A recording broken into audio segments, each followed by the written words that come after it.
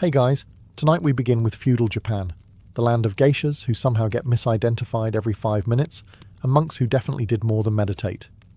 So before you get comfortable, take a moment to like the video and subscribe, but only if you genuinely enjoy what I do here.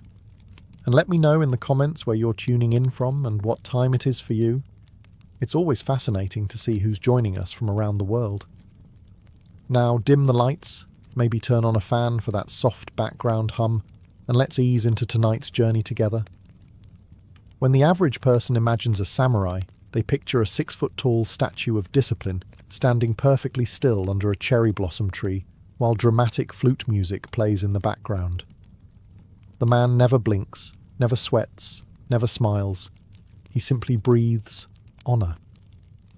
If you believe the stereotype, he lives on poetry and principles alone, and the only thing he fears is dishonor and maybe a lukewarm bowl of tea. Sadly, history is here to ruin your aesthetic. Samurai were not Zen superheroes. They were armed men with tempers, allergies, debts, grudges, and a love-hate relationship with rice taxes. The famous Bushido Code, the Holy Handbook of Honor, was mostly written after the wars were already over, when samurai had nothing left to do except sit around the house, write moral guidelines, and pretend they'd always behaved that way. Imagine someone writing gym rules after everyone already left. That's Bushido. The real medieval samurai was a professional warrior in an era where professional meant did not die immediately. Some were incredibly loyal. Others betrayed their lords faster than you can say, better offer. Many switched sides mid-war like free agents during a very violent sports draft. One clan even changed allegiance in the middle of a battle because they felt like it. Honor? Not today. Thanks. And let's not pretend samurai were all calm and stoic. These men wrote dramatic poetry about their feelings, sulked when ignored, and sometimes committed murder because someone insulted their horse. If you think modern men are emotionally complex, try a samurai who just lost at poetry night. Movies teach us samurai protected the weak. Reality teaches us peasants prayed samurai didn't walk through their village. A samurai visit meant taxes, confiscated chickens, or some new rule like don't breathe too loudly near the estate. If a samurai ever protected a village from bandits, it's because he was already using that village for taxes and didn't want the competition. They weren't minimalist monks of discipline. They were stressed government employees who had to file reports, attend ceremonies, survive wars, memorize etiquette, manage land, and still look intimidating while covered in sweat and questionable decisions. The truth is beautifully simple. Samurai were human beings with swords. Dangerous? Yes. Honorable? Sometimes. Overhyped? Always. If the stereotype paints them as perfect warriors, the reality paints them as deeply flawed men trying to hold a collapsing country together while desperately hoping no one notices their armor. Smells like regret. If movies were accurate, ninjas would be supernatural shadow creatures capable of turning invisible, running across rooftops without making a sound, and murdering a room full of guards using only a decorative chopstick and pure spite. In pop culture, a ninja is basically a discount Batman with more smoke bombs and less emotional therapy. Reality, unfortunately, is here again, knocking, entering, and ruining the fantasy. A real ninja, or shinobi, if we're being historically correct, was not a magical assassin hopped up on mystic arts. He did not teleport, he did not somersault through the air like a caffeinated gymnast, and he definitely did not wear all-black stealth pajamas. That costume was invented by theatre performers, so audience members could easily recognize who was supposed to be invisible. Yes, ninjas are literally dressed like stagehands. Actual ninjas dressed like farmers, merchants, monks, delivery guys. Basically anything that wouldn't attract the attention of the local samurai who had a bad habit of stabbing first and questioning motives never. Ninjas were spies first, saboteurs second, and part-time arsonists when the mission required light interior redesign through fire. Their most important skills were not backflips and blade tricks. It was lying convincingly, blending in, and running away faster than any man wearing sandals should reasonably be able to. The ninja toolkit was surprisingly practical. Rope, check. Disguises, check. Poison, sometimes. Smoke bombs, absolutely. Not for dramatic disappearing, but for, oh no, everything's terrible, time to sprint into the forest at top speed. The stereotype of the silent rooftop assassin also falls apart once you realize Japanese rooftops were built out of wood and tiles designed specifically to betray your location, if so much as a squirrel coughed nearby. If a ninja ever tried to sprint across a roof like in the movies, everyone within 12 miles would know about it. The idea that samurai and ninjas were mortal enemies? Also nonsense. Most ninjas were hired by samurai. Ninja clans like Iga and Koga earned a living doing the dirty jobs samurai didn't want to admit they needed: spying, sabotage, and quietly removing problematic individuals who couldn't be removed publicly. A ninja wasn't a shadow demon. He was a blue-collar intelligence worker balancing espionage, improvisation, and cardiovascular fitness. He used cunning, stealth, and the ability to say, "Nope, I'm not dying for this mission," at the correct time. So yes, ninjas were dangerous, but not because they performed magical backflips, because they were sneaky, practical, and smart enough to run away before the sword swung. If samurai are the warrior heroes, and ninjas are the mysterious shadows, then the shogun is often imagined as the final boss of Japan, a godlike mastermind seated in a golden hall, stroking his immaculate beard as he controls the entire country with absolute calm. The stereotype paints him as a divine strategist who never breaks a sweat and definitely never worries about taxes, paperwork, or that one daimyo who keeps acting suspiciously loyal. Reality would like a word, and that word is stress. The shogun was essentially the CEO of chaos, responsible for managing hundreds of heavily armed landlords with the emotional stability of caffeinated squirrels. He wasn't some serene overlord dispensing wisdom from a mountaintop. He was a chronically tired military dictator trying desperately to keep the country from exploding again. Medieval Japan was basically a pressure cooker filled with swords, ambition, rice, and rage. People assumed the emperor ruled Japan. No. The emperor was more like a spiritual mascot, loved, admired, and ceremonially important, but politically about as powerful as a decorative teapot. The shogun ran the show, which meant every problem: famine, rebellious monks, angry samurai, greedy merchants, lost paperwork, foreign ships on the horizon, landed directly on his already overworked desk. The shogun's daily life was a balancing act between diplomacy and please don't revolt today. Every daimyo claimed loyalty, but half of them were secretly plotting, and the other half were too busy mismanaging their rice to cause a rebellion even if they wanted to. The shogun had to keep them in line by forcing them to spend huge amounts of money traveling to Edo, hosting ceremonies, and maintaining 2 households, which was less about honor and more about let me bankrupt you so you behave. Any peaceful era under the shogunate wasn't peace. It was the shogun holding the country together with political duct tape, bribes, military threats, and a constant fear that someone somewhere was sharpening a sword, just in case. Did shoguns have power? Absolutely. Did they enjoy it? Absolutely not. You try running a country where half your subordinates have katanas, the other half have grudges, and everyone thinks meditation is an acceptable substitute for therapy. In the end, the shogun wasn't a divine ruler.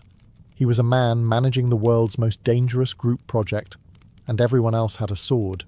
If stereotypes were accurate, a geisha would be a soft-spoken seductress drifting through lantern-lit streets, whispering poetry into a samurai's ear while plucking a shamisen under the moonlight.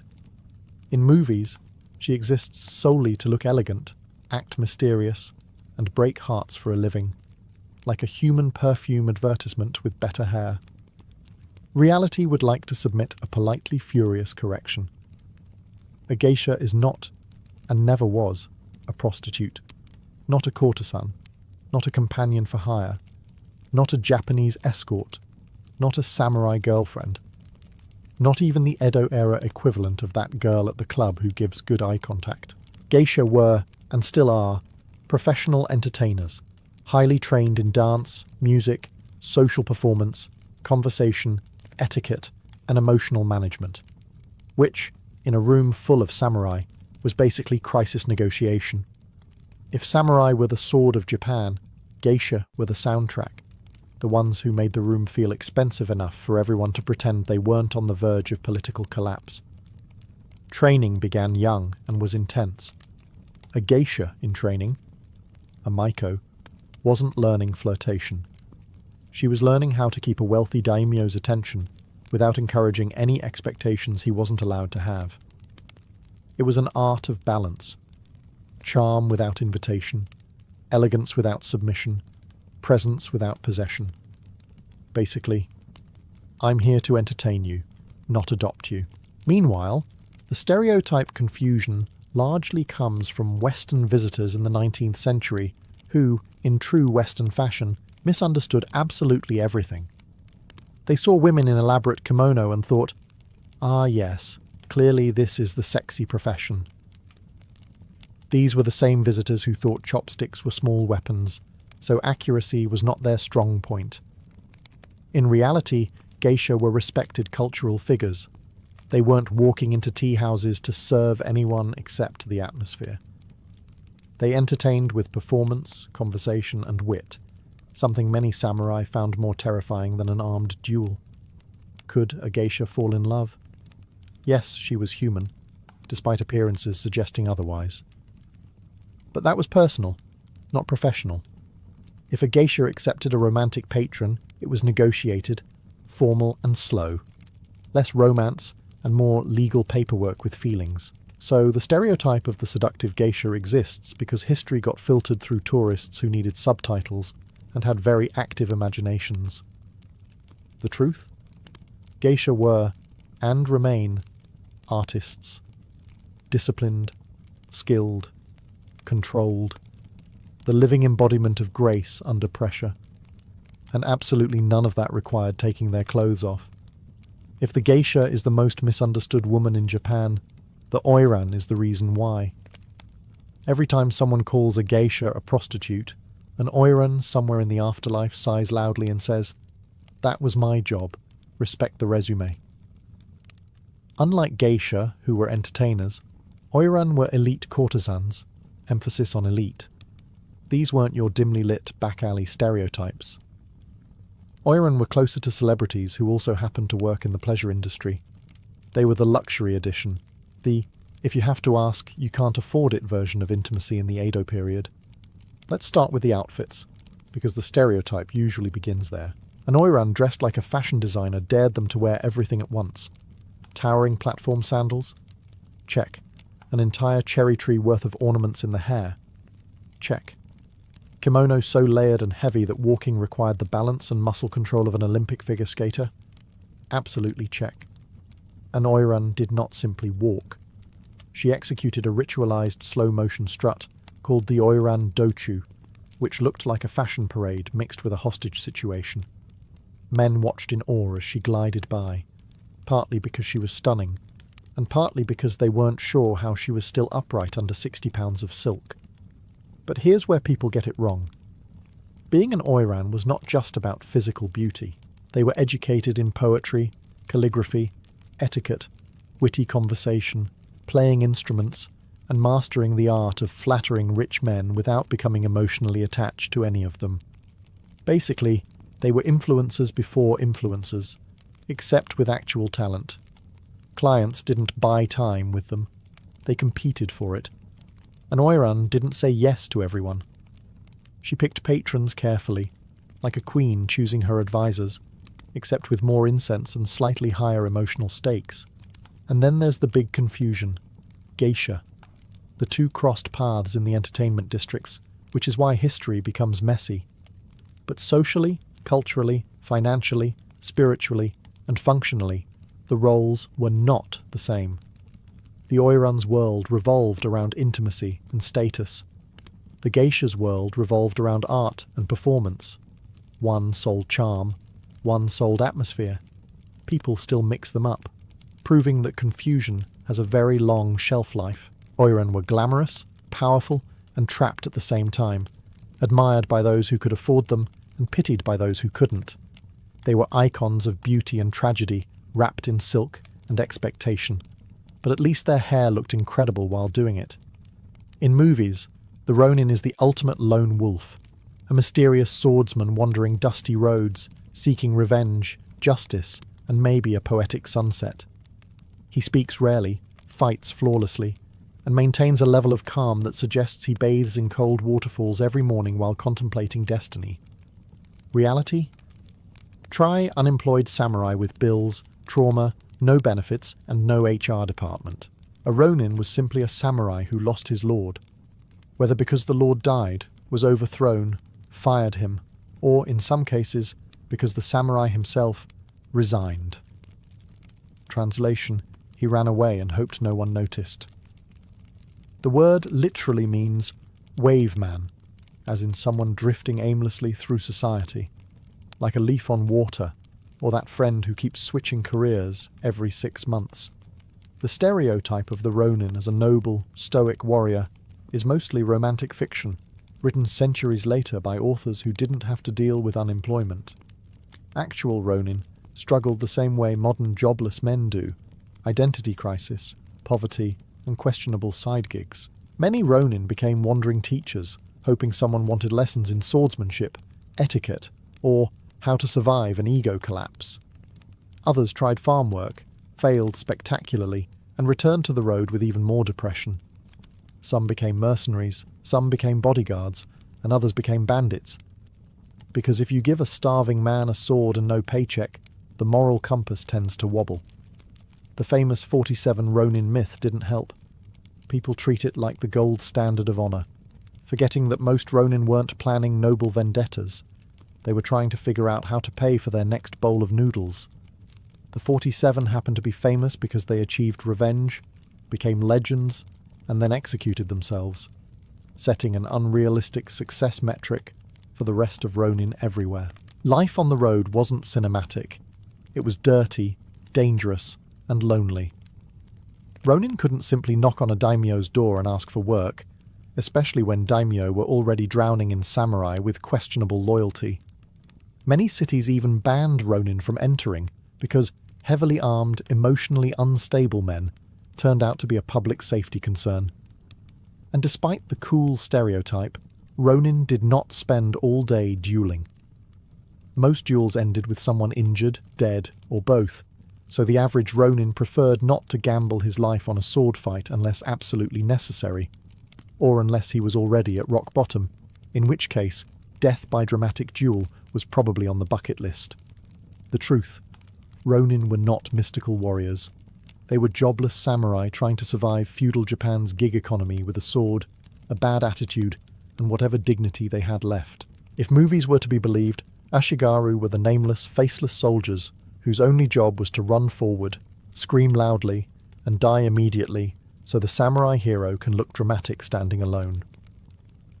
They're portrayed as disposable cardboard cutouts in poorly fitted armour, essentially the medieval Japanese version of NPC with one line.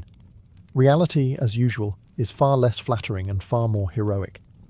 The Ashigaru were foot soldiers, peasant-born, poorly paid, and expected to fight battles using whatever weapon their lord had lying around that month. Sometimes spears, sometimes bows. Occasionally, if morale was low, a very sharp gardening tool. These were not men raised on poetry and honour. These were men raised on rice shortages, back pain, and the crushing weight of knowing their armour was worth more than their lives. The stereotype paints them as incompetent. But Ashigaru were the backbone of Japanese warfare. Without them, no samurai army would last longer than it takes to mispronounce konnichiwa. They served as the infantry, the archers, the first attackers, the last defenders, the labourers, the ones who cleaned up the mess after the samurai finished posing dramatically. In short, everything. And let's talk about disposable. Ashigaru were disposable in the same way your spine is disposable. You technically can live without it, but you're not going to win any battles. Their training varied wildly. Some lords drilled their Ashigaru relentlessly, producing disciplined foot soldiers. Other lords simply handed peasants spears and said, "Stand there and try not to die too fast." Either way, Ashigaru knew that any battle could end in glory, or limbs, or both. People imagine a shigaroo as weak or unskilled because they weren't wearing lacquered armor or waving polished katanas. But these men marched miles a day, carried heavy gear, endured freezing winters, slept in mud, and fought brutal close-range combat with the physical stamina of people who had never heard of rest days. And the samurai. They relied on a shigaroo more than they'd ever admit. Samurai armies needed a shigaroo to hold the line, absorb the arrows, swarm the enemy, and secure victory while the elite warriors worried about honor, lineage, and whether their helmet crest was big enough. Ashigaru weren't fancy. They weren't glamorous. They weren't protagonists in anyone's epic poem. They were overworked, underpaid, and constantly one order away from running headfirst into danger, just so someone with a prettier helmet could take credit for the victory. The truth is simple. Samurai won battles. Ashigaru made them winnable. In modern portrayals, the daimyo is a menacing figure, a shadowy warlord brooding in a candlelit castle, petting a hawk, laughing with villainous elegance, and plotting schemes worthy of a drama series. He's usually surrounded by trembling servants, disloyal advisors, and one strategically placed koi pond that symbolizes his emotional depth. Reality was significantly less cinematic and significantly more property management. A daimyo was essentially a landlord with weapons, managing a domain full of peasants, samurai, taxes, irrigation drama, harvest failures, and at least one incompetent cousin trying to overthrow him every spring.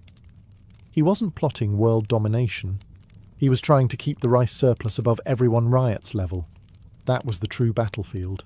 Yes, daimyo commanded armies, but they also commanded budgets, construction projects, and a list of angry samurai expecting raises. A daimyo's day started with reports, ended with reports, and occasionally featured a rebellion, fire, assassination attempt, collapsed bridge, or famine in between. If daimyo looks stoic in artwork, it's because the artist couldn't paint existential crisis into a face. Our stereotype paints daimyo as brilliant strategists. Many were. Others made decisions that could only be described as creative disasters. Some spent fortunes on castle beautification while ignoring military preparedness. Some wasted resources on massively oversized helmet decorations, and at least one daimyo thought it was a good idea to fight the shogun using only enthusiasm and poorly written poetry. Spoiler, it was not. Then there was the Sankin Kotai system, also known as the shogun's annual Make the Daimyo Broke tour. Daimyo had to maintain two households, one in their domain and one in Edo, and parade across the country with enormous entourages to show loyalty. It was part political theatre, part devastating financial punishment, and part cardio. Imagine walking 100 miles with thousands of retainers just so the shogun can say, "Nice effort, try not to rebel this year." Daimyo also juggled clan politics, arranged marriages, succession crises, border disputes, temple-related complaints, and merchants who were secretly richer than they were. At any given moment, a daimyo was 5 bad harvests away from becoming a ronin with nicer robes. So no, daimyo were not anime villains reigning from thrones of absolute power. They were exhausted administrators trying to prevent their clan, their land, and their sanity from collapsing at the same time. If samurai fought battles, daimyo fought bureaucracy. And honestly, the bureaucracy was worse. When most people picture a Japanese monk, they imagine a bald, serene figure meditating under a waterfall, whispering profound wisdom to passing travellers and gently encouraging inner peace. They float through popular imagination like walking fortune cookies, speaking in haiku and never raising their voice above a soft breeze. History, meanwhile, is rolling on the floor, laughing. Let's be clear. Some monks really did meditate. Some truly sought enlightenment. Some lived quiet, disciplined lives of prayer and study. But many monks, especially in medieval Japan, were something closer to lightly armed landlords with spiritual branding. These were the Sohei, the warrior monks. Monks who, for reasons no modern HR department would approve of, had access to weapons, armor, private armies, and absolutely zero chill. If you think monk means peaceful, try picturing 1,000 of them marching down a mountain with naginata, chanting sutras, and preparing to settle a theological disagreement using fire and sharp metal. The stereotype of peaceful monks evaporates when you realize entire temples functioned as feudal power centers. Temples owned land, collected taxes, stored wealth, and competed for influence like monasteries on caffeine. The divide between spiritual guidance and military occupation was often as thin as a parchment scroll. When a temple wanted political leverage, they didn't send diplomats. They sent monks marching into the capital carrying sacred symbols as protest. Symbols which, for reasons unclear but spectacular, frequently burst into riots. The court respected these actions not out of reverence, but because the monks were armed, organized, and extremely comfortable with property damage. And yes, rival temples fought each other. Not metaphorically, literally, with fire, siege warfare, and an enthusiasm that suggested enlightenment could, in fact, be achieved through arson. Even the more peaceful sects weren't always peaceful. A monk might spend the morning copying sutras and the afternoon beating a bandit who wandered too close. Another might lecture on compassion, but then charge battlefield fees for blessings. Spirituality cost money, and temples had payroll. But for all the chaos, monks were essential cultural forces. They preserved knowledge, influenced politics, educated elites, and shaped Japanese philosophy. They were scholars, diplomats, healers, and sometimes, unfortunately, pyromaniacs. So no, monks weren't all gentle sages floating above worldly concerns. They were complex, powerful, dramatic, and occasionally terrifying participants in Japan's feudal mess. In short, some monks sought enlightenment, some sought peace, some sought battle, and some sought to win all three. The stereotype of the Japanese farmer is almost offensively gentle. A humble peasant greeting the sunrise with gratitude, planting rice in tranquil silence, smiling warmly at the earth like a man who definitely sleeps 8 hours and has never once been threatened by a samurai with tax anxiety. In movies, farmers exist to provide background ambience, moral lessons, and an occasional tearful speech about the simple life. Reality would like to issue a rice-flavoured complaint. Being a farmer in feudal Japan meant living a life so difficult that modern people would file lawsuits just reading about it. These were not peaceful Zen gardeners. These were endurance athletes trapped inside a never-ending agricultural horror show.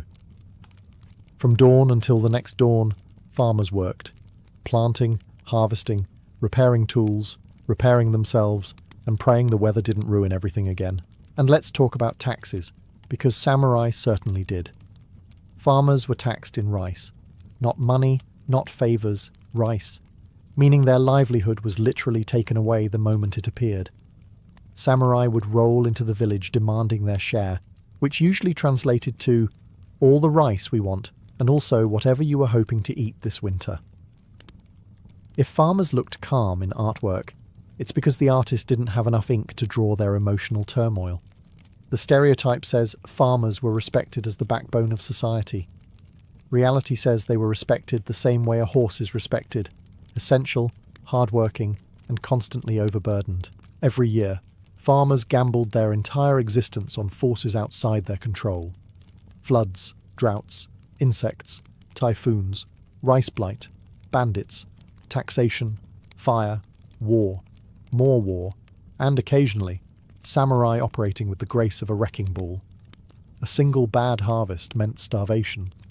A single political shift meant higher taxes. A single samurai patrol meant hiding anything edible so it didn't mysteriously vanish. And yet, farmers somehow kept the entire system running.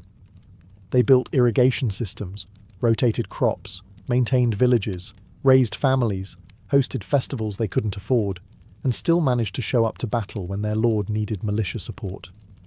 They did everything except rest. In fact, if a medieval Japanese farmer had ever experienced a moment of true peace, he probably would have assumed he was dead. So, no. Farmers weren't serene villagers living harmonious spiritual lives. They were exhausted, resilient, unrecognized heroes of feudal Japan, carrying the entire country on their backs, while everyone else argued about honor. The only simple thing about their life was the fact that it was simply too hard. If you believe the stereotype, Japan's feudal merchants were sleazy deal-makers lurking in alleys, rubbing their hands together and whispering, "What's it worth to you?" like medieval used car salesmen. In movies, they're portrayed as greedy, cunning, and socially inferior, the kind of people samurai wouldn't touch unless taxes were due, or someone needed to be blamed for inflation. Reality, however, loves irony, and merchants were irony incarnate. Officially, merchants ranked at the bottom of Japan's social hierarchy, beneath samurai, farmers, and artisans. The logic was, farmers grow food, artisans create tools, samurai make laws, and merchants simply move goods around like glorified delivery men. Therefore, merchants were unproductive.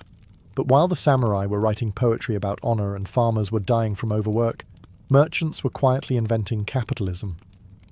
By the Edo period, merchants had money. Serious money. They ran trade networks, controlled credit, financed construction projects, produced clothing trends, owned entertainment districts, funded theatrical productions, bribed officials, and indirectly shaped national taste. They were basically medieval bankers with better kimono. The stereotype of the greedy merchant mostly came from samurai who were jealous. Samurai earned fixed stipends in rice, stipends that did not keep up with the cost of living, while merchants swam in cash flow and interest rates. Samurai had honor. Merchants had money. Guess which one actually paid rent? Merchants had to pretend to be humble because showing wealth could get them in trouble. So they mastered the art of quiet flexing. No flashy estates, just modest houses with luxurious interiors hidden from public view. No ostentatious jewellery, but entire warehouses of silk, sake and art, stored for business purposes. No political power, except the kind you get from loaning money to the politicians. And while samurai liked to sneer at merchants, they also liked borrowing from them. Frequently, desperately, sometimes aggressively. More than one samurai household survived only because some low-class merchant extended credit out of pity or opportunism. Merchants also shaped culture. They popularized kabuki, created new fashion styles, and funded entire entertainment districts like the Yoshiwara. Because if you control nightlife, you basically control society. So yes, merchants were clever. Yes, they were wealthy. But greedy? Only in the sense that they enjoyed eating food and not starving. The truth is simple. Samurai had power on paper. Merchants had power in practice, and everyone knew it. Especially the merchants. The stereotype of the Japanese swordmaster is practically a spiritual event. He appears in every movie as a mysterious ancient man with perfect posture, a whisper-quiet voice, and eyebrows that convey 600 years of tragedy. He slices falling leaves mid-air, defeats 12 attackers without blinking, and speaks exclusively in haiku that sound like rejected fortune cookie lines. Reality, however, offers a slightly different portrait.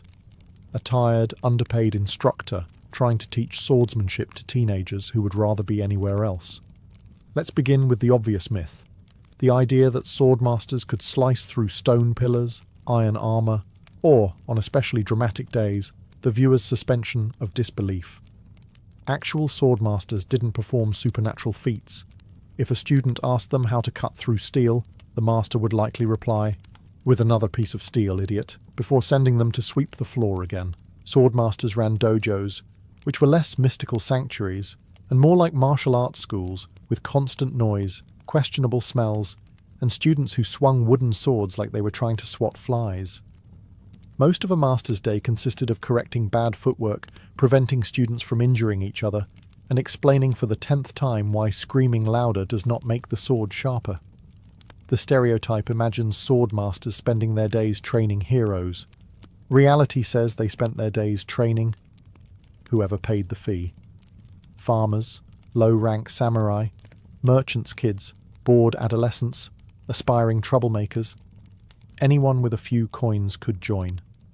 Sword mastery, it turns out, is less about destiny and more about tuition. Were some swordmasters legendary? Absolutely. Men like Miyamoto Musashi earned reputations by winning duels and writing philosophical texts. But even Musashi didn't go around slicing boulders. He spent half his life teaching, wandering, avoiding responsibilities, and occasionally smacking disciples with wooden swords to build character. Swordmasters also had politics. Rival schools would challenge each other, sabotage each other, and occasionally brawl in the streets because someone claimed their footwork style was superior. Imagine martial artists arguing online, but with real swords and a higher chance of someone losing a limb. And the wisdom? Yes, swordmasters had it, but it wasn't all magic phrases. Sometimes the advice was simply, stop fighting like an angry chicken. In the end, swordmasters were not mystical warriors living atop mountains. They were skilled professionals navigating egos, injuries, finances, dojo drama, and students with the reflexes of sleepy turtles. The myth is beautiful. The reality is educational. And neither involves cutting through a boulder. The stereotype of the female samurai, or honor bugeisha, is pure cinematic gold. A deadly warrior woman slicing through armies while wearing flawless eyeliner, her hair flowing behind her like a shampoo commercial sponsored by sword violence. Modern portrayals make her look like a one-woman army, casually embarrassing entire clans while delivering feminist monologues in perfect slow motion. Reality nods politely, then sighs deeply. Yes, women warriors did exist in Japan. No, they were not running around like unstoppable anime heroines, defeating 50 men before breakfast.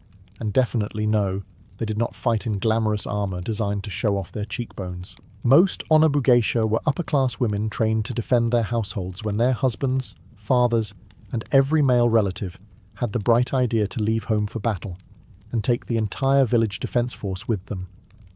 Female warriors often fought because the alternative was A. Die, B. Let their home be burned down, C. Both in that order. Movies tend to focus on the naginata, the long polearm traditionally associated with women. The stereotype. It was given to women because it's elegant and graceful. Reality.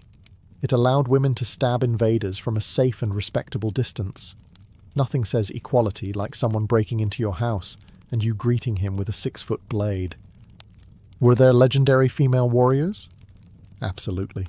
Tomoe Gozen, the Beyoncé of medieval Japan, fought in the Genpei War and was described as strong, beautiful, and terrifying, which is basically the holy trinity of compliments. Nakano Takeko led women into battle during the Boshin War and proved that "don't mess with me" is a timeless concept. But these women were exceptions, not the norm. Hollywood would have you believe Japan had entire armies of female samurai sprinting into battle like an ancient feminist flash mob.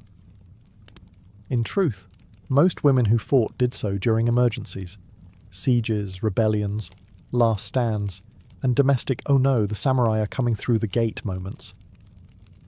When peace finally settled in the Edo period, women's martial training shifted from survival necessity to cultural tradition.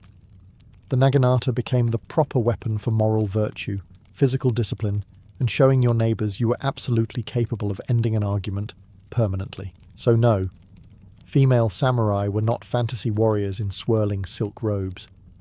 They were trained, tough, resourceful women who defended their homes, families, and dignity because someone had to. And the men were all busy yelling about honour several miles away. In short, not myth, not mascot, not mascara model warriors, just very real women doing very real violence when absolutely necessary. Modern pop culture loves the idea of the Yakuza: sharp suits, full-body tattoos, samurai-level discipline, and a moral code stricter than most people's gym routines. They're portrayed as noble criminals, honourable outlaws, the misunderstood bad boys of Japan's underworld. Reality in the Edo period? Try petty criminals with gambling addictions and questionable hygiene. Before the modern Yakuza existed, Japan had two main criminal groups: Takiya, peddlers, and Bakuto, gamblers. If you combine them, squint a little, and add 300 years of romanticizing, you get the Yakuza prototype. But in their original form, these men were about as glamorous as someone yelling at a stray dog behind a sake shop. Let's start with the takiya, the so-called travelling merchants. Sounds noble, right? No. Takiya sold cheap goods at festivals, markets and roadsides, half the time legally, the other half don't ask questions. They organised territories, collected protection money, occasionally hired muscle, and definitely did not read ancient codes of honour before overcharging farmers for wooden toys. Then there were the bakuto, the gamblers. These men lived in roadside huts, ran makeshift casinos, and preyed on bored or drunk travellers. They used dice, cards, and clever math to ensure that random chance always mysteriously favoured the house. If someone won too much, the bakuto suddenly needed to speak privately with him outside, where the odds of survival dropped dramatically. These criminals were not suave anti-heroes. Many were desperate men at the bottom of society, drifting between poverty, violence, and whatever shady job kept the sake flowing. Their tattoos, now iconic, originally marked them as criminals, not fashion icons. Back then, full-body ink was less artistic expression and more, "Please do not hire me. I'm committed to bad decisions." They also weren't respected. Samurai despised them. Merchants tolerated them. Villagers feared them. Even other bakuto didn't trust bakuto, which is impressive, considering they shared the same profession. The stereotypical honourable gangster didn't exist yet. There was no oath of loyalty, no rigid hierarchy, no dramatic sword duels in the rain. Early underworld types mostly fought with knives, fists, and whatever object they could grab before security arrived. But here's the funny part. Despite being chaotic, dangerous, and frequently broke, these early gangs laid the foundation for the modern Yakuza structure. The hierarchy, the rituals, the territory system. Over time, their reputation grew, their myth expanded, their style evolved. But in the Edo period, they were just criminals with better branding than bandits. No neon lights, no code of honour, no loyalty, just dice, debt, and desperation. If there's one stereotype more persistent than samurai honour or ninja magic, it's the idea that all of feudal Japan was peaceful, elegant, minimalist perfection. A land where everyone practiced Zen, gardens raked themselves, tea ceremony cured stress, and no one ever raised their voice except to compliment cherry blossoms. According to modern imagination, medieval Japan was basically a 600-year wellness retreat. Reality bursts through the sliding paper doors like a sweaty tax collector. Let's start with the aesthetic myth. Yes, Japan produced breathtaking art, refined tea ceremonies, delicate poetry, and architecture that still inspires designers today. But that's the highlight reel, not the daily reality. For every Zen garden, there were 50 muddy villages, 3 burning storehouses, and 1 castle undergoing repairs for the 5th decade in a row, because the daimyo kept spending the budget on helmet decorations instead of construction materials. People imagined clean streets, polite citizens, and perfect order. Actual medieval Japanese cities were crowded, flammable, loud, smelly, and about as perfectly ordered as a bag of startled raccoons. Fires happened so often that some neighbourhoods basically treated them as seasonal events, like cherry blossoms but more destructive. Then there's the idea of national harmony. Supposedly everyone respected strict social roles, honoured tradition, and obeyed authority. In reality, feudal Japan looked like someone tried to organise society using origami and duct tape. Samurai fought samurai. Monks fought monks. Daimyo rebelled against the shogun. Peasants rebelled against taxes. Merchants manipulated the economy. And every few decades, someone declared war because they woke up feeling ambitious. The stereotype also claims that everyone lived simple, humble, spiritual lives. This is adorable and wrong. Peasants struggled to survive. Samurai struggled to stay paid. Daimyo struggled to stay alive. Monks struggled not to burn down rival temples. Merchants struggled to hide their wealth from jealous samurai. Ninjas struggled to not get caught doing things they absolutely were not supposed to be doing. Even nature refused to cooperate. Japan dealt with earthquakes, floods, typhoons, tsunamis, landslides, volcanic eruptions, and the occasional famine just to keep things interesting. Anyone who thinks medieval Japan was peaceful clearly hasn't seen a village trying to harvest rice during monsoon season. And yet, this chaotic, muddy, fire-prone, politically unstable world produced extraordinary culture, philosophy, and beauty. But that beauty wasn't constant. It was carved out of hardship, refined through struggle, preserved by people who didn't have time for the nonsense stereotypes created centuries later. So no, feudal Japan wasn't a calm, noble paradise. It was messy, it was brutal, it was stunning, it was human. And honestly, that makes it better than the myth. You wake before the sun, but not because you're disciplined or spiritually enlightened. No.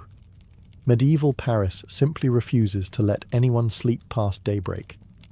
The city wakes you the way a marching band wakes a drunk nobleman. Loudly, unapologetically, and with every intention of ruining whatever dream you were having. Before the bells of Notre Dame even begin their melodic duties, the streets are already alive with the clatter of carts, the snorting of horses, and vendors warming up their voices like they're preparing for an opera titled "Buy My Vegetables or Else." You step into the alleyway, and immediately the city swallows you. The houses lean inward at angles that defy both physics and good taste, forming walls of timber and plaster so close that you could pass a loaf of bread to the person across the street without even stretching. Of course you wouldn't, not because you're selfish, but because there's always a non-zero chance they're about to dump a chamber pot from the window. In Paris, looking up is an extreme sport. Then the smells hit you, a cocktail blended without mercy. Fresh bread drifting from the baker's oven, smoke rolling out from charcoal braziers, frying onions sizzling somewhere 2 streets away. And beneath it all, the city's signature fragrance, sewage trickling through the central gutter like a tiny determined river that knows its purpose in life. Somehow these competing aromas fuse into a scent that can only be described as Paris Medieval Edition. Students from the University of Paris shuffle past in wrinkled robes, quoting Aristotle like gossip. They carry books they can't afford, argue in Latin no one asked to hear, and walk with the self-assured misery of people who haven't slept in 3 nights. Beggars already claim their usual corners, bowls ready, eyes sharp. They know the morning rush is prime time. Guilt is freshest before breakfast. The shopkeepers prepare for battle. The butcher sharpens his cleaver with a sound that screams confidence. The fishmonger arranges his catch, insisting it's fresh while avoiding eye contact. The spice seller builds tiny pyramids of saffron and pepper, each more precious than gold. And the noise. Paris never whispers. Metal clinks, hooves echo, dogs bark, children sprint without permission or direction. The entire city announces itself before the sun even tries. This is dawn in medieval Paris. Loud, crowded, and absolutely impossible to forget. If dawn wakes Paris, the marketplace, Les Halles, is what kicks it fully into motion. By the time you arrive, the place is already overflowing with more people than should logically fit into the square. It's less a market and more a medieval battlefield where everyone is armed with baskets, elbows, and unreasonable confidence. If you hesitated for even 2 seconds, congratulations. A grandmother has already outpaced you, stolen your spot, and judged your footwear. Stalls stretch endlessly in a maze of cloth canopies and wooden tables, each one shouting its identity at you. The produce sellers arrange their goods in precarious pyramids that defy gravity. Apples, onions, cabbages in piles tall enough to qualify as architectural structures. The vegetable women, famous for their lung power, scream deals louder than church bells. They don't offer prices. They attack you with them. The butcher's corner is another dimension entirely. Carcasses dangle from hooks like medieval Christmas ornaments, blood staining the wooden boards beneath. The butchers themselves look carved from the same material as their cleavers. big, loud, and slightly terrifying in that I once fought a boar with my bare hands way. If you buy meat from them, you're not just getting dinner, you're getting a performance. The fishmongers hold their ground against the unmistakable smell of river-borne regret. Fish laid out on beds of straw glisten with the hopeful shine of creatures that wish they were fresher. The sellers claim they pulled them from the Seine this morning, which is technically true, just not the part of the morning you'd prefer. Then come the spice merchants, the sensory royalty of Les Halles.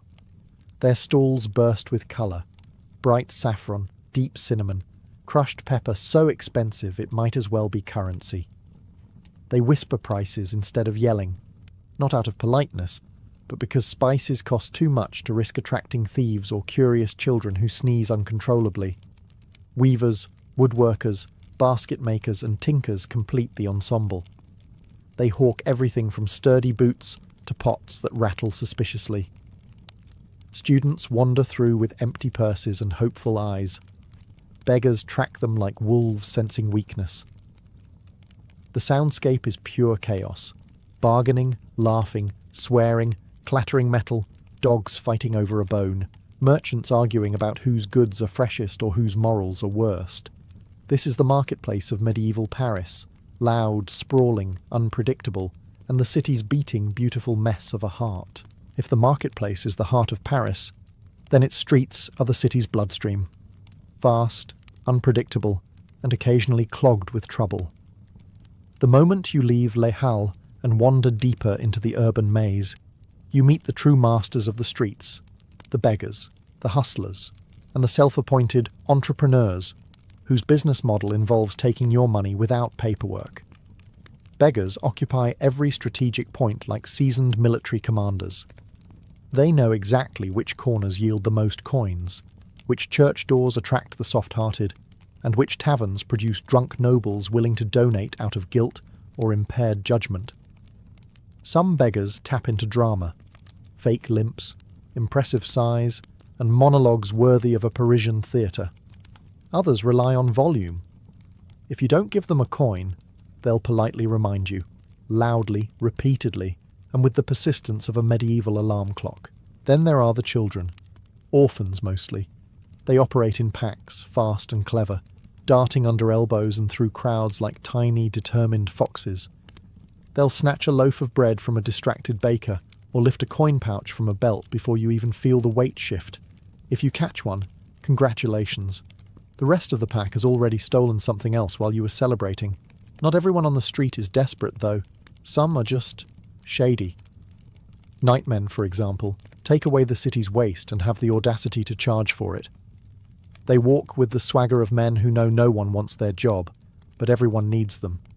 Carriers, porters, and day labourers crowd street corners waiting for work, forming small clusters of men who look like they could build a cathedral before lunch if someone paid them enough. Then you meet the gangs, loose groups of rowdy young men who swagger through the streets claiming informal territory. They aren't quite criminals, but they also aren't winning any morality awards. Mostly they drink, shout insults at university students, and occasionally start brawls for entertainment. Their presence adds flavour to the city, the kind that makes you walk faster. And lingering behind it all is the persistent tension that anything at any time can turn into chaos. A cart accident, a spilled basket, a misunderstanding over who insulted whose goat. Paris lives on the brink of delightful disorder. In these streets, survival isn't about strength, it's about awareness. Pay attention, walk with confidence, and keep your pouch tied tight. Walk toward the left bank, and the atmosphere shifts. The smells get slightly less aggressive, the shouts become more articulate, and suddenly Latin is being thrown around like confetti at a royal wedding. This is the University of Paris, the intellectual furnace of medieval Europe, and the unofficial capital of loud academic arguments. Students swarm everywhere, wearing long robes that give them the appearance of wizard apprentices who failed out of magic school and chose philosophy instead. They come from England, Italy, Germany, Spain, and they all act like Paris belongs to them. These young men live, breathe, and eat arrogance. They debate in the streets, in taverns, on bridges, over food, under archways. anywhere with space and unwilling bystanders. Their favourite hobby? Arguing loudly about theology at times of day when normal people are trying to sleep. Their second favourite hobby? Starting fights with local Parisians when their theology arguments fail to impress. The locals call them Goliards, reckless, poetry writing, wine-gulping academic hooligans. Lectures take place in cramped rooms that smell like candle wax, chalk dust, and ambition. Professors read from massive books chained to desks, while students furiously take notes on wax tablets, trying to capture every word as if Aristotle himself were speaking. A single lecture could last hours. Missing one is a tragedy. Attending one is only slightly less tragic. Dormitory life is its own adventure. Students crowd into rented rooms above taverns, bakeries, and questionable businesses. Privacy is a myth. Hygiene is optional. Complaining is constant. If you walk near these student lodgings, you'll hear loud debates, louder laughter, and the occasional sound of someone vomiting out of a window after drinking more wine than wisdom. Despite all this chaos, the university is a magnet for dreamers. Knowledge is power, and in a world where most people can't read, the students are climbing toward a future that promises status, influence, and possibly a job that doesn't involve carrying buckets or gutting fish. But education doesn't come without tension. Students often clash with city authorities over curfews, taxes, and the small matter of behaving like civilized adults. The university defends them fiercely, insisting on academic rights and privileges, which sometimes leads to full-scale confrontations known as town and gown riots, essentially medieval versions of campus protests, but with more swords. Here in Paris, scholarship and chaos walk hand in hand. And somehow, it works. As the morning stretches toward midday, the working world of medieval Paris steps fully into motion. Craftsmen fill the streets like the gears of a massive, noisy human machine. If you follow the clang of metal, you'll find the blacksmiths, shirt sleeves rolled up, faces streaked with soot, hammering iron with the kind of enthusiasm that suggests they're releasing all their emotions through the anvil. Sparks fly, customers shout over the noise, and apprentices scramble around fetching tools before their masters lose patience and start throwing things. Just down the street, the cobblers work in cramped shops that smell like leather, glue, and long hours. Shoes line the walls in neat rows, though most Parisians can't afford anything fancy. Still, cobblers remain busy because medieval shoes wear out faster than morale during a long sermon. The bakers work earlier than anyone, but by noon their shops have become temples of temptation. Loaves of warm bread sit stacked in baskets like edible trophies. The air is thick with the smell of yeast and flour, which is why customers crowd around the door even before opening hour. Bakers, being the celebrities they are, must deal with constant complaints about prices, crust thickness, and why yesterday's batch tasted spiritually inferior. Then there are the weavers. Their shops are filled with spindles, looms, and the rhythmic clatter of wood and thread. Weavers work with a zen-like focus, partly for artistry, partly because one wrong move can ruin a week's worth of labour and lead to a loud public meltdown. Every trade belongs to a guild, and guilds run Paris with the organisational precision of a medieval mafia, except with better paperwork. They set prices, regulate apprenticeships, inspect shops, and occasionally engage in friendly rivalries that escalate into not-so-friendly tavern brawls. Being guildless is social suicide. Being in a guild is both protection and obligation. They decide what you sell, how you sell it, and how many apprentices you can yell at per day. Carpenters, coopers, stonemasons, chandlers, rope makers. All of Paris hums with their labour. Streets become workshops, alleys become storage spaces, and the sound of work fills the air. Hammering, scraping, sawing, shouting, and the occasional, "Who took my tools?" The crafts of Paris maintain the city's pulse.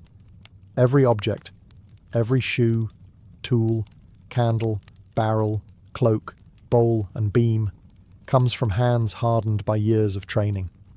Here, work isn't just survival. It's identity. It shapes the city as surely as stone shapes a cathedral. When the sun begins to slide behind the rooftops of Paris, the city doesn't grow quiet. It simply changes costume. The working noise fades, replaced by the distinct rowdy heartbeat of taverns and alehouses lighting up for the night. If the daytime streets belong to merchants and craftsmen, the night belongs to drinkers, gamblers, gossipers, and people who really should be home but have decided to ruin tomorrow instead. Taverns spill music and arguments into the alleys. You can hear them before you see them. Laughter that borders on screaming, mugs slamming onto wooden tables, and the universal medieval sound of someone insisting they're not drunk while proving the opposite in real time. Candles flicker in smoky rooms packed with bodies, students, sailors, craftsmen, travellers, and the occasional nobleman slumming it while hoping no one recognises him. The ale flows cheaply, the wine flows sceptically, and the food is always a gamble. A stew could be magical or mildly threatening. Bread might be warm and fresh, or used previously as a weapon. But no one comes for culinary excellence. They come for the atmosphere, chaotic, crowded, and buzzing like a hive. Tavern keepers act as kings of their tiny realms. They decide who gets served first, who gets kicked out, and which arguments require intervention. Their assistants move impossibly fast, weaving between tables with mugs bigger than their arms, dodging grasping hands and slurred compliments with professional skill. If someone starts singing, half the room joins in. If someone starts a fight, the other half joins in. Gamblers gather in corners, rolling dice with an intensity usually reserved for religious pilgrimages. Coins clink, threats fly. Someone always claims the dice are cursed. Someone else threatens to bless them with a brick. You watch from a distance, pretending you're too wise to join, even though you're itching to try your luck. Outside the taverns, alehouses offer a slightly quieter but equally questionable experience. Here, drinkers gather around barrels, talking politics they barely understand, criticising the king they'll never meet, and bragging about accomplishments that almost certainly never happened. And above it all is Paris itself. Glowing windows, echoing laughter, distant bells, and the unmistakable hum of a city that refuses to sleep politely. Night in medieval Paris isn't peaceful or refined. It's loud, messy, unpredictable, and completely alive. If you thought medieval Paris was charming, that's because you haven't spent enough time thinking about its hygiene, or rather, its heroic lack thereof. By day, the city feels crowded and noisy. By evening, it becomes abundantly clear that Paris has declared a full-scale war on cleanliness, and is winning. The streets operate on a simple rule. Everything goes downhill. Literally. The central gutter, a shallow, grimy trench running through the middle of most streets, carries away whatever the city throws at it. Water, mud, stray vegetables, animal droppings, mysterious liquids of questionable origin, and the ever-famous contents of chamber pots. When someone yells, "Garde à l'eau," it is not a philosophical warning. It means move now, or become part of the city's drainage system. The smell is a character of its own, bold, confident, unashamed. Smoke from thousands of hearths mixes with sewage, fish guts from markets, tallow from candle makers, and whatever spices the nearest kitchen is burning in a valiant attempt to mask everything else. It's an aroma that lingers in your clothes, your hair, your soul. Visitors describe it delicately as distinct. Locals describe it as Tuesday. Waste management is handled by the nightmen, fearless individuals who collect human waste and haul it outside the city walls. They move through the streets in the dark, pushing carts of doom and wearing expressions that say, "I dare you to complain." They perform a necessary service, but society respects them the same way people respect thunderstorms, from a distance and with gratitude mixed with fear. Animals add their contributions as well. Pigs roam freely, snacking on whatever the gutter presents. Dogs wander the streets looking vaguely offended by everything. Horses leave behind souvenirs that are quickly crushed into the cobblestones by the morning rush. Bathing is theoretically encouraged by the church, but practically discouraged by the weather, the cost, and the general medieval belief that warm water might kill you. Public bathhouses exist, but their reputation ranges from social gathering place to questionable moral hazard, depending on who's talking. Most people settle for washing hands, face, and any part of their body that currently itches. And yet, despite all this, Parisians survive, even thrive. Their noses adapt, their instincts sharpen, their sense of humour becomes essential. In medieval Paris, hygiene isn't a luxury. It's a daily negotiation with fate. Medieval Paris may sparkle with markets, students, craftsmen, and tavern lights, but underneath all that noisy charm sits a truth everyone knows. The city is a playground for trouble. Crime isn't an exception. It's a daily feature, like bread, gossip, or suspicious smells drifting from unknown sources. Walking through Paris means accepting that at any moment someone might be planning to steal your purse, your chicken, or your dignity. Thieves are everywhere. Skilled pickpockets roam busy streets, slipping hands into pouches with the delicacy of a court musician plucking a lute. They target travellers, drunk students, and anyone foolish enough to look at the cathedral instead of watching their pockets. If you confront a thief, expect them to vanish into an alleyway so narrow even air struggles to pass through it. Then there are the burglars, the night workers. They prefer roofs, chimneys, unlocked shutters, and the kind of darkness only medieval cities can produce. Some call them criminals, others call them ambitious. In truth, they're just part of the ecosystem, like fishmongers or stray dogs, but slightly more motivated. The city has patrols, of course. The watchmen march through the streets with lanterns, wooden staves, and the unwavering confidence of men who know most criminals run faster than they do. Their job is simple in theory: keep the peace. In practice, peace is kept by shouting warnings, breaking up tavern fights, and strongly suggesting people go home. Their nightly chant, "The hour and the watch," echoes through the dark, reminding everyone that law and order technically exist, even if they're more decorative than effective. Justice, when it happens, is dramatic. Punishments are public because nothing teaches morality like watching someone else's bad decisions become tomorrow's town gossip. Thieves might be whipped, pilloried, or march through the streets wearing signs explaining their crimes. More serious offences lead to less enjoyable outcomes, usually involving executioners who take their craft uncomfortably seriously. But crime isn't solely committed by villains. Sometimes it's committed by hungry citizens stealing bread, desperate families taking firewood, or university students borrowing wine they fully intend to return never. The line between criminal and victim is thin, thinner than the walls of the average Parisian home. Despite everything, the city functions. People adapt. Some grow sharper, some grow quicker. Some simply pray harder, and every sunrise proves the same thing. Medieval Paris survives its chaos with remarkable enthusiasm. In this city, law and order exist, just not necessarily in that order. For all its filth, noise, and suspiciously mobile rats, medieval Paris knows how to celebrate. When festivals arrive, the city transforms from a chaotic hive of daily survival into a swirling carnival of sound, colour, and questionable decision-making. It's the one time of year when Parisians forget the gutter, the taxes, the thieves, and the fact that their shoes have never once been dry. Religious feast days dominate the calendar, and Paris takes them very seriously, mostly because they provide excuses for eating, drinking, and temporarily ignoring responsibilities. Bells ring so loudly you feel them in your bones. Parades march through the streets, carrying saints' statues so heavy they require half the neighbourhood to lift. Priests chant, children run underfoot, dogs bark at everything. The air buzzes with incense, roasting meat, and the unmistakable scent of too many people standing too close together. The Feast of Fools is the city's favourite annual chaos generator. For one glorious day, the world turns upside down.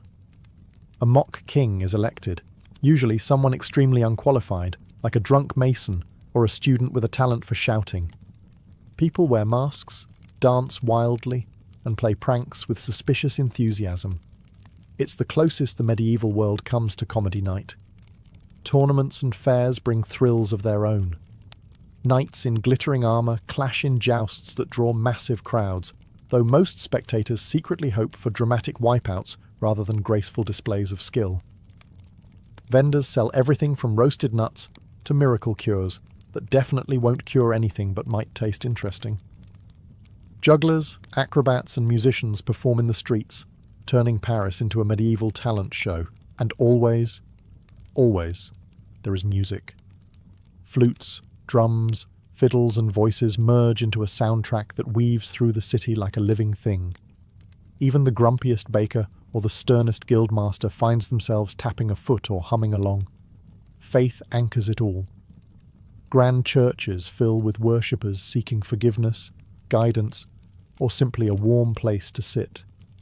Notre Dame's soaring arches echo with hymns that briefly drown out the city's chaos. People pray for health, good harvests, protection from plague, and occasionally for their neighbours to stop throwing household waste out the window. Festivals reveal a truth often hidden beneath Paris's grime and noise. The city is alive not just in body, but in spirit. Joy, faith, and celebration pulse through it, reminding everyone, rich or poor, that life in medieval Paris may be rough, but it is undeniably full. And with that, the streets fall quiet, until dawn wakes them again. Cesare Borgia did not enter the world quietly. He was born in 1475 in Rome, right into the epicenter of one of Europe's most infamous power families, the Borgias. Even as an infant, he was wrapped not in innocence, but in politics, ambition, and a level of scandal that would make most noble families faint. His father, Rodrigo Borgia, was a cardinal of the church. His mother, Vanozza de Catane, was very much not his wife. That alone set the tone for Cesare's entire life. Brilliant beginnings, morally flexible foundations, and a future carved through bold defiance of all expectations. The Borgias were Spanish outsiders in Italy, a fact that grated every aristocratic ego in Rome.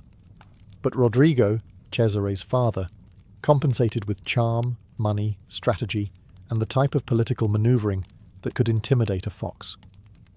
To Rodrigo, children were assets, and Cesare, with his intelligence, charisma, and striking presence, was the most valuable of all. From childhood, Cesare was groomed for power, whether he liked it or not. Rodrigo ensured he received the best education money could buy: Latin, philosophy, law, diplomacy, military theory. Tutors described him as fiercely intelligent, frighteningly calm, and unnervingly self-assured. Even as a boy, Cesare read people with precision and carried himself with a confidence that suggested he knew he was destined for more than prayers and sermons. Yet the church had plans for him. Or rather, Rodrigo did. To strengthen the family's influence, Cesare was pushed relentlessly toward a religious career. It didn't matter that he lacked any spiritual calling. It didn't matter that he was naturally charismatic in the way warriors and kings are, not cardinals. He was a Borgia, and Borgias did not waste opportunities. By his teenage years, titles and benefices began piling up faster than he could recite the creed. But beneath the polished robes and churchly duties simmered a storm. Cesare's true nature gravitated toward action, risk, danger, anything but the suffocating world of clerical politics. He admired warriors, envied generals, and despised the idea of spending his life whispering prayers while others carved out real power. Everyone around him sensed it too. He wasn't meant for the altar. He was meant for the battlefield. This inner conflict between the church career forced upon him and the warrior he longed to be would soon explode into the defining transformation of his life. Cesare Borgia was born into scandal, but he was built for conquest. By the time Cesare Borgia reached his late teens, he was already drowning in ecclesiastical titles he never asked for. Bishop, archbishop, papal representative, the list kept growing like an aggressive vine. Every promotion was a victory for his father, Rodrigo Borgia, who was shaping the family into a political dynasty. But for Cesare, each new title was another bar in the gilded cage he desperately wanted to escape. Then everything changed in 1492.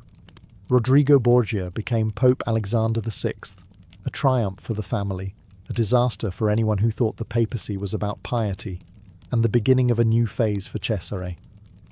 Overnight, he became the Pope's son, a concept that horrified moralists and delighted those who understood how power really worked. With his father on the throne of St. Peter, Cesare's future was no longer a matter of spiritual duty. It was a weapon waiting to be unleashed. But the price of this new proximity to power was steep. To secure political alliances and strengthen the Borgia influence, Rodrigo forced Cesare into the College of Cardinals at just 18. While most young men his age were drinking, dueling, or trying to impress girls, Cesare was wearing scarlet robes and sitting in a room full of elderly churchmen, pretending not to notice how absurd the situation was. Cesare accepted the title with a calm face, but the resentment was volcanic. He performed his duties flawlessly, attended councils, issued decrees, and even participated in diplomatic missions. But behind every well-rehearsed gesture, there was a young man who despised the role he played. Every sermon felt like a performance. Every prayer felt like a delay. Every meeting with scheming cardinals reminded him that his talents were being wasted on a stage he never wanted. Those who knew him well noticed his stare. Sharp, calculating, restless. Cesare wasn't built to bless people. He was built to command armies. Even the Roman elite whispered that he didn't belong in the church. Too magnetic, too ambitious, too dangerous. And they were right. Cesare's presence in the College of Cardinals was like placing a tiger on a velvet cushion, elegant in appearance, but fundamentally wrong. Still, he waited, because Cesare understood one thing better than anyone. Power was a game of timing, and the moment to shed his red robes and become who he truly was would come. And when it did, Italy would feel the impact. Cesare Borgia's transformation from reluctant cardinal to unstoppable warlord didn't happen gradually. It detonated. By the mid-1490s, the political landscape of Italy was shifting like a fault line preparing for an earthquake. The French king, Charles VIII, invaded the peninsula, sending shockwaves through every duchy, republic, and noble household.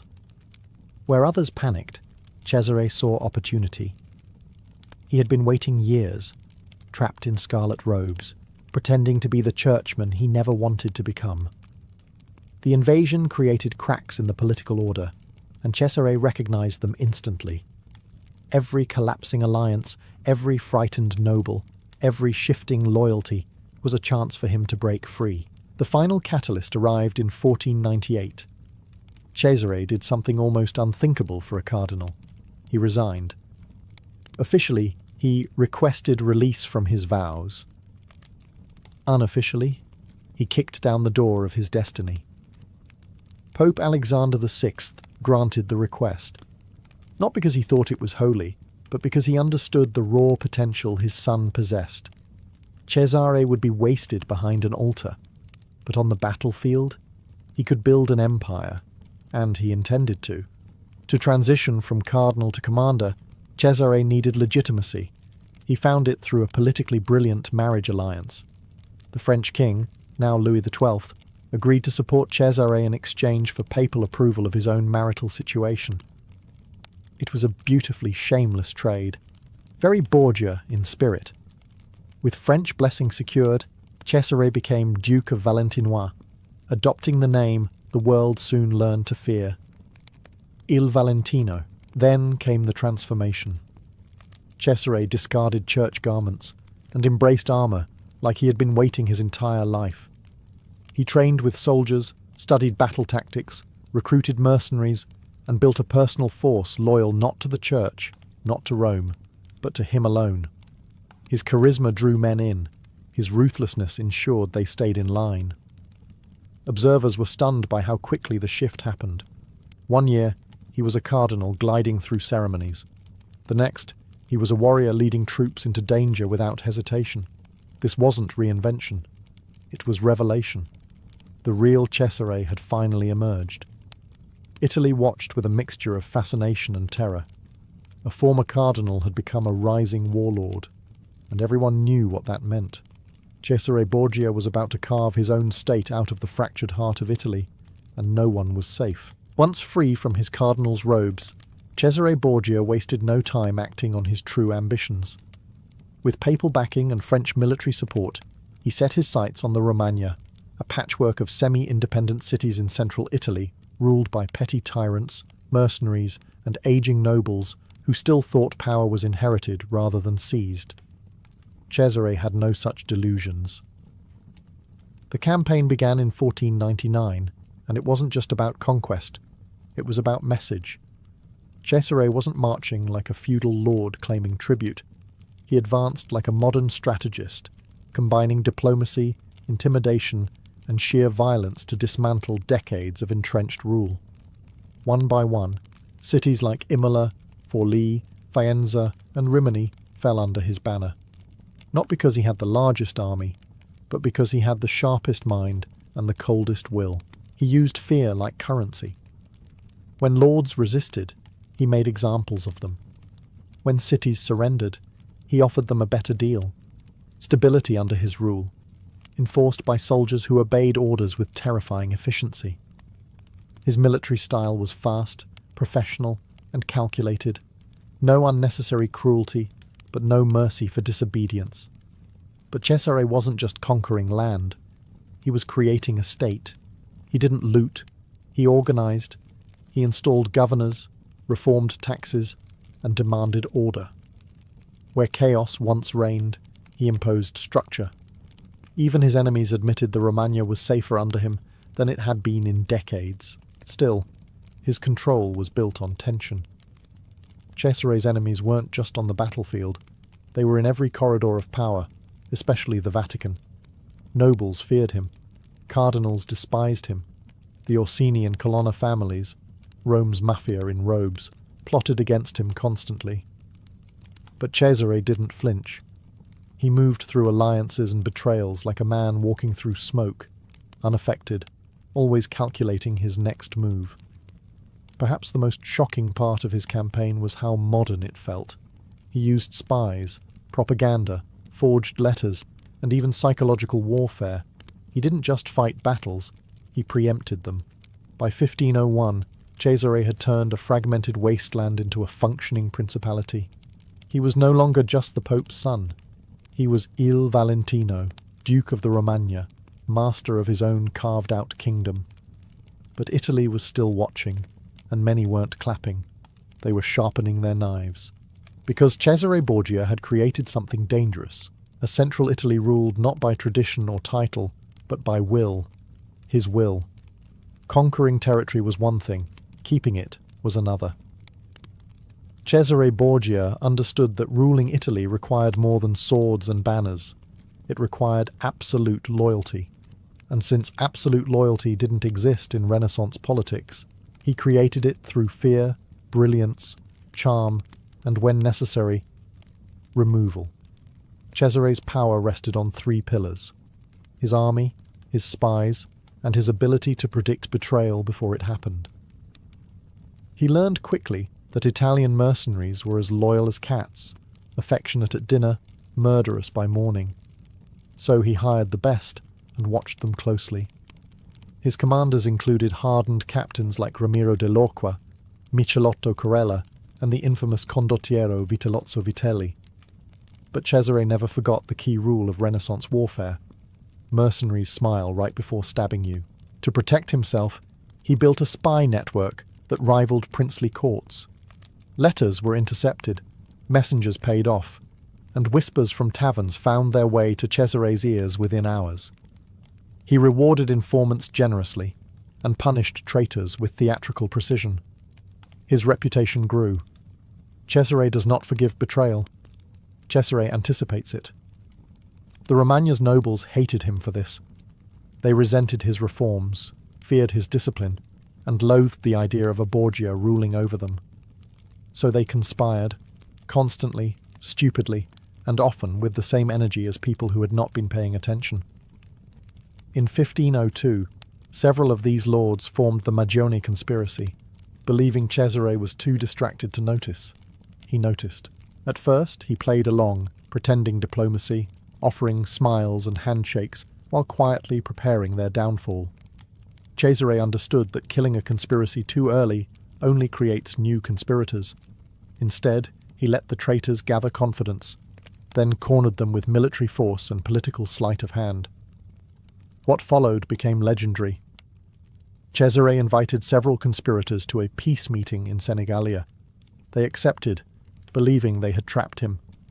Instead, Cesare arrived calm, unarmed, and smiling, a bad sign for anyone in his presence. One by one, he greeted them and had them arrested on the spot.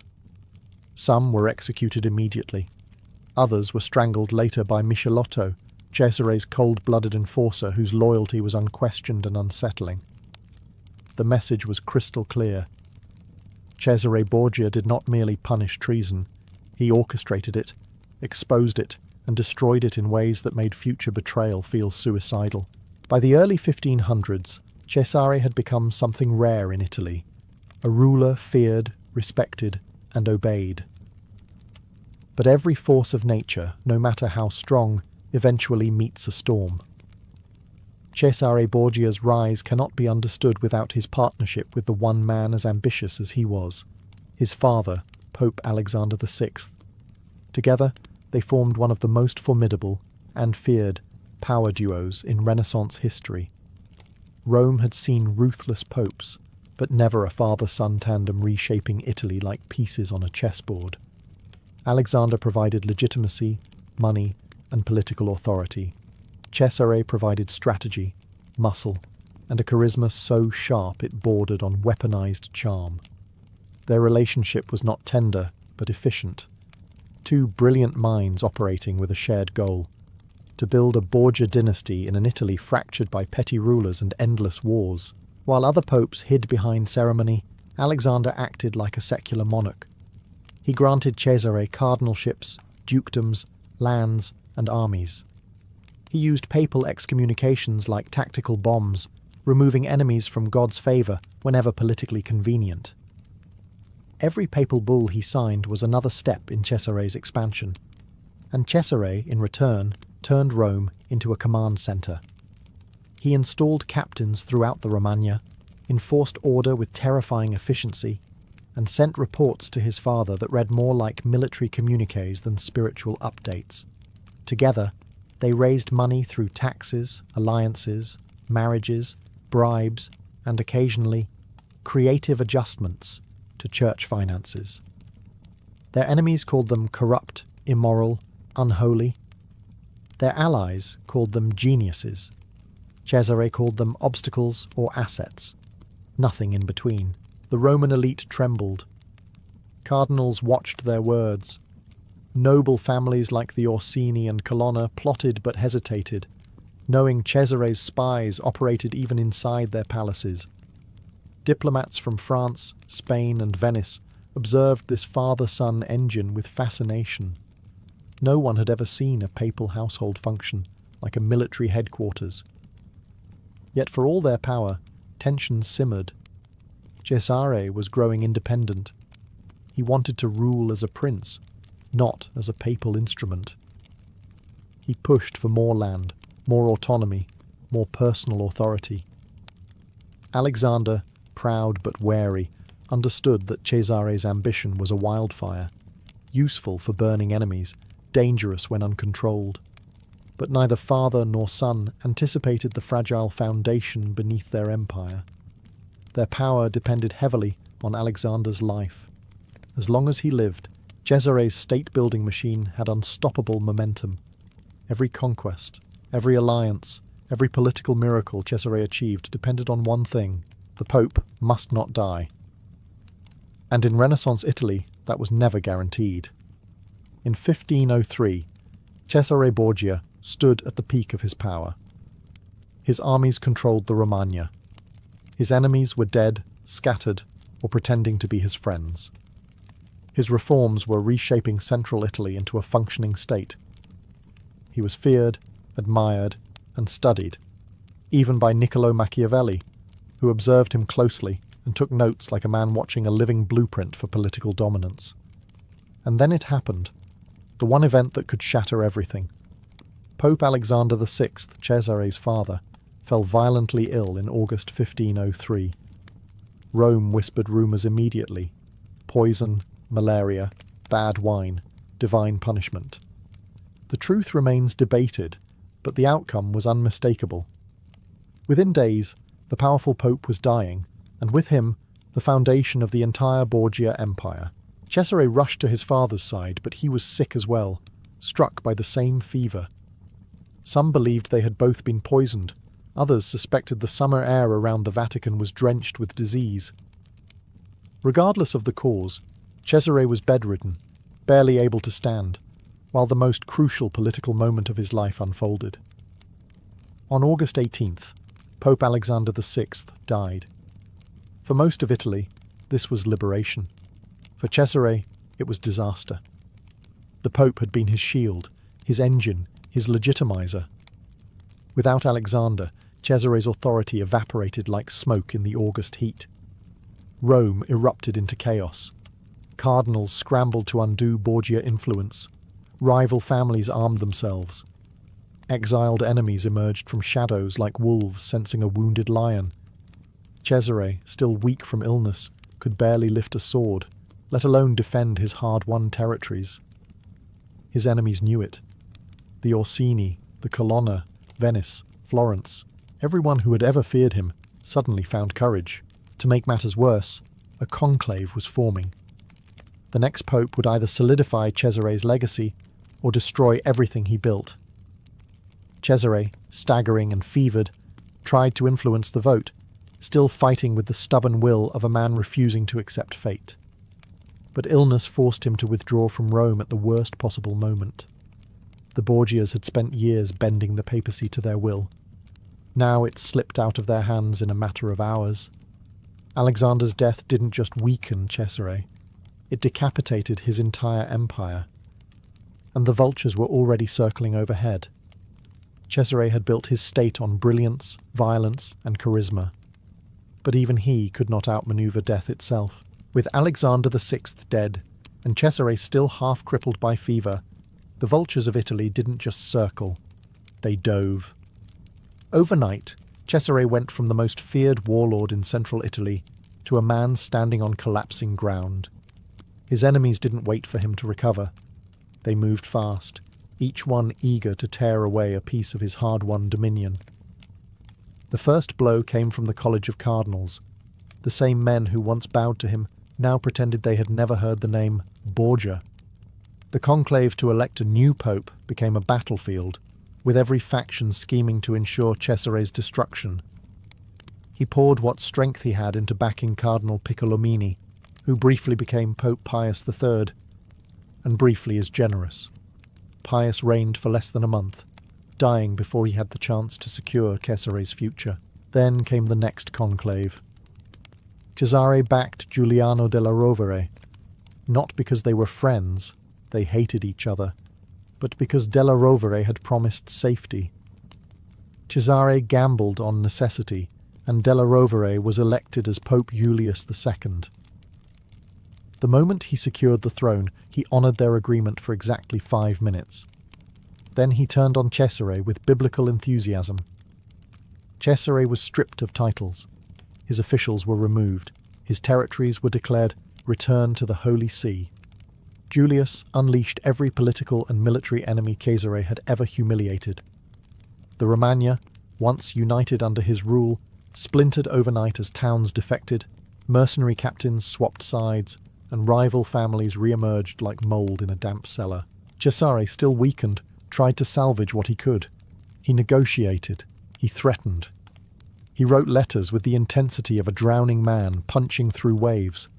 But every day brought new betrayals. Former allies distanced themselves. Soldiers defected for better pay.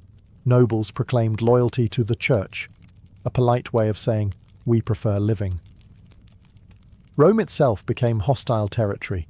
The Orsini and Colonna families, who spent years fantasizing about Borgia downfall, now hunted Cesare with open glee. Streets he once ruled with ease became corridors of danger. Finally, Julius II played his final card. Cesare was arrested. Publicly, It was for the sake of order. Privately, the message was clear. The Borgia era was being erased.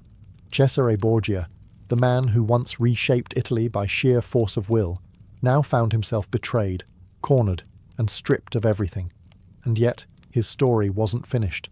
A wounded lion is still a lion. Cesare Borgia's final chapter did not unfold in Rome, nor in the fortified cities he once ruled with iron precision. It unfolded far from Italy, across mountains and foreign courts, where a fallen prince clawed desperately for one last chance at destiny. Even stripped of titles, lands, and an empire, Cesare refused to fade quietly.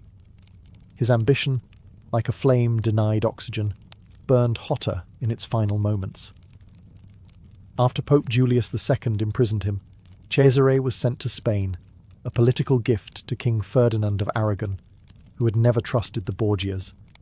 In prison, Cesare paced like a caged predator, his mind dissecting every defeat, every betrayal. But captivity could not kill his instincts. He waited, studied guards, memorized routines, and calculated risks the way other men recited prayers. In 1506, he escaped. It was pure Borgia audacity, a daring nighttime breakout involving bribed guards, forged letters, and the relentless will of a man who refused to die behind walls. Cesare fled across Spain disguised as a servant, riding through storms, deserts, and roads crawling with soldiers searching for him. Every mile carried the echo of his former empire, now lost, now unreachable. But he wasn't running. He was repositioning. Cesare sought refuge in Navarre, a small kingdom between France and Spain. King John of Albret, his brother-in-law, welcomed him not as a criminal, but as a seasoned commander. Cesare, ever the strategist, saw a path to rebuild his power, serve Navarre, win victories, gather troops, and eventually carve out a new domain. His dream wasn't dead, merely wounded. In 1507, while leading a military campaign for Navarre, Cesare faced his final battle near the town of Viana. It was a small conflict compared to the grand campaigns of Italy, but fate rarely cares about scale. Cesare, scouting ahead with only a handful of men, found himself surrounded by enemy forces. He could have retreated. He could have waited for reinforcements. He didn't. The man who inspired Machiavelli's The Prince charged alone, cutting through soldiers with reckless brilliance. For a moment, the battlefield trembled with echoes of the conqueror he once was, but numbers triumphed where kingdoms had failed. Cesare fell beneath a storm of lances and blades, fighting to the last breath, refusing surrender even as death closed in. He was 31. Buried beneath the open sky he had tried to rule, Cesare Borgia died as he lived, fearless, defiant, and unforgettable, and history, mesmerized by his flame, never let his name go.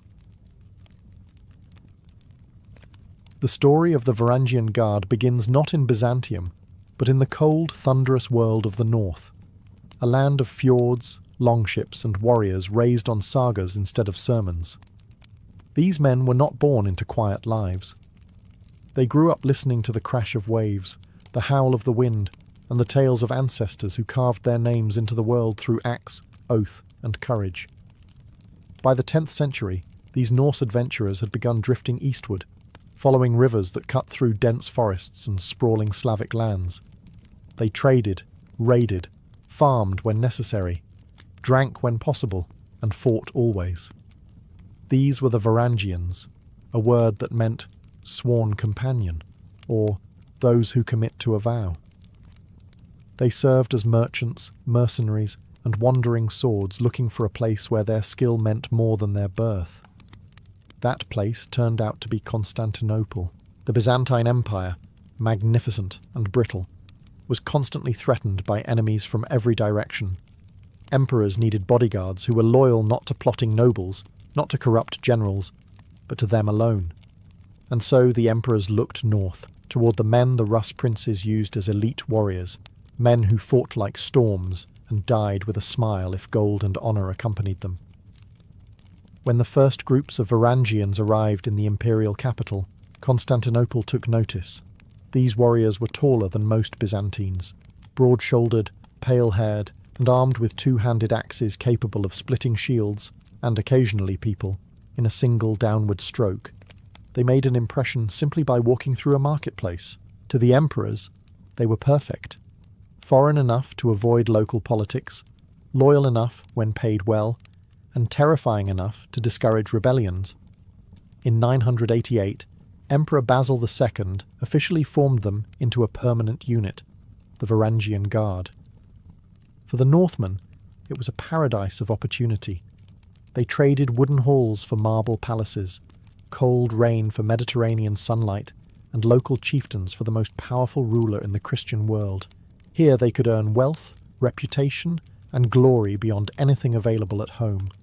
But more importantly, they found a purpose. The Varangian Guard wasn't just a military unit. It was a brotherhood forged by oath, a place where men from distant lands bound themselves to an emperor they barely knew, and defended him with a loyalty so absolute that Byzantine chroniclers described it with awe. This is where their legend truly begins. To join the Varangian Guard was not as simple as signing a contract or collecting a uniform. It was a transformation, a crossing from the life of an ordinary warrior into the life of an oath-bound elite. The first step was simple: swear absolute loyalty to the Emperor of Byzantium. No tribe, no chieftain, no homeland came before that promise. This oath wasn't poetic. It was blunt, ironclad, and enforced with consequences no one wanted to test. A Varangian vowed to protect the emperor's body with his own, to fight his enemies without hesitation, and to obey his commands even when those commands led directly into danger. In a world where alliances shifted like sand in the wind, this kind of loyalty was almost unnatural, which is exactly why the Byzantines valued it. Once sworn in, a Varangian didn't just join a military unit. He joined a brotherhood of foreigners bound together by shared danger, shared purpose, and shared exile. Many came from Norway, Iceland, Denmark, and Sweden, but others, later in the Guard's history, came from Anglo-Saxon England after the Norman conquest. These men brought with them accents, scars, and grievances that blended into a single identity: Varangian. Inside the empire, the oath acted like armour. The Byzantines trusted the Guard precisely because they weren't tied to local politics. Court factions, rival generals, and ambitious nobles couldn't buy their loyalty or manipulate them with promises of future power. Varangians didn't want titles. They wanted gold, and they wanted to earn it with their axes. Payment followed victory. The Guard received salaries, spoils, and bonuses from imperial coffers, and during coronations they even had the traditional right to pillage the palace. Respectfully, of course. For men who had grown up in rugged northern landscapes, the wealth of Constantinople was intoxicating. Many returned home years later as gold men, wealthy enough to buy estates or build their own halls. Yet the oath was not just a formality. It was sacred. Betraying the emperor meant betraying your oath brothers. Varangians had a reputation for fighting to the last man, rather than abandoning their sworn duty. Chroniclers describe them forming shield walls in palace corridors, at city gates, or even around emperors who had already fallen, because the oath did not end with death. In a world of political treachery, the Varangian Guard's loyalty was a fortress made of iron, oath, and axe.